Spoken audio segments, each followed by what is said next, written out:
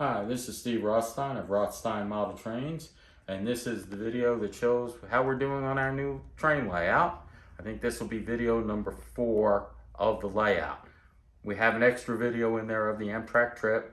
Really liked that trip. The kids are still happy with it and think that they had fun on it. I think they had fun on it. So this week we're going to show you a new tool I got. I call it a new toy, but it's a tool, and it's really important. I'm going to show you why it's so important. I bought a speedometer. This is an MRT HONN gauge model train speedometer.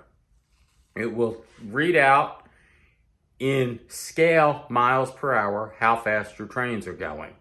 And it's real simple to operate. You just turn it on and set it, put it over the track, and it just measures when the train passes through the track. It's got sensors in there, and we're going to show you why you need the real important part on this is we have to speed match certain things. Like on my layout, we're going to have 4 trolleys going around, and we want them to stay fairly even. So the easiest way to do that is to speed match them. And here's what trolley 1 is going to do. I'm going to show you several of them. And we're going to let it go around the loop of track once and then read the speed as it comes through. And I bought this both because I really want to make sure I can speed match things and get them set up correctly. And get that out of the way. Because it tells you things that are really interesting. Like that trolley, while it doesn't look like it's moving too fast to me, is doing a scale speed of 105 miles an hour. Top speed for trolleys, especially in that age that this one was from, are around 40 to 45 miles an hour on a good day. Probably most of them never went over 35. So we know it's going too fast, and as it comes around, I'm going to take it off and put on one of the other trolleys so you can see one of the problems we were going to have. If you recall the first or second video, we put all the trolleys on one track, and eventually they caught up and were bumper to bumper with each other. This tells you why. So this one's coming around, and we won't let it go quite as long, but I want to let it complete a full loop because they take some time to build up full speed. But you'll see the speed difference in them.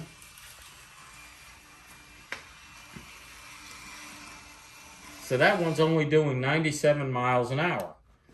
And I'm not going to go through all 4 trolleys, but I'm going to show you some of the locomotives.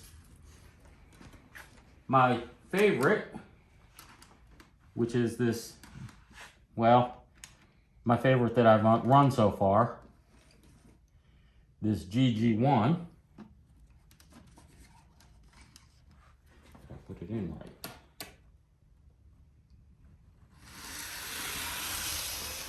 And look how fast it's going. Now this train was built for high-speed passenger service, but in the 40s when it was built, high speed was not 212 miles an hour.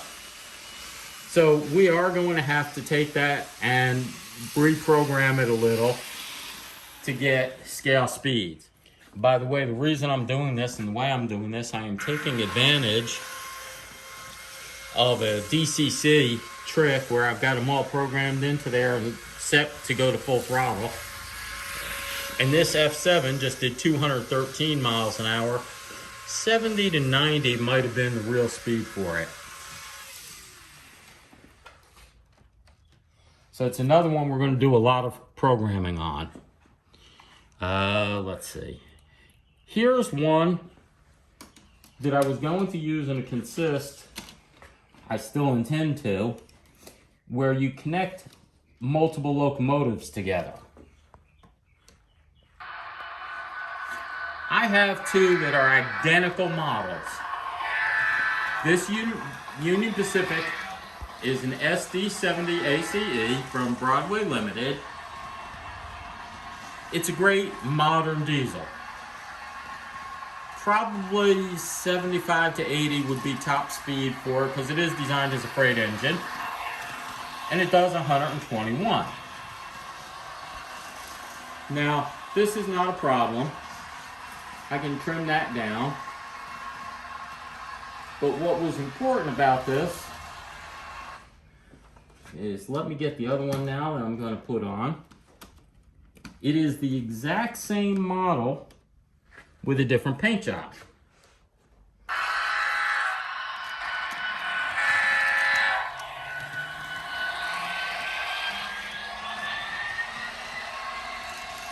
If I put these two in a consist right now, without being able to speed match them like this, they would fight each other. They're not running at the same speed. A difference of 8 miles an hour on the first lap. But this one keeps building up speed. I'm going to let it go a second lap so you can see it. Where the other one did not. It hit that top speed pretty quickly. See how it went to 137? It jumped real fast. This one's my old steam engine. 65 would have been a really good speed for it, I think. And when you stand here and look at it, it actually doesn't look like it's moving that fast.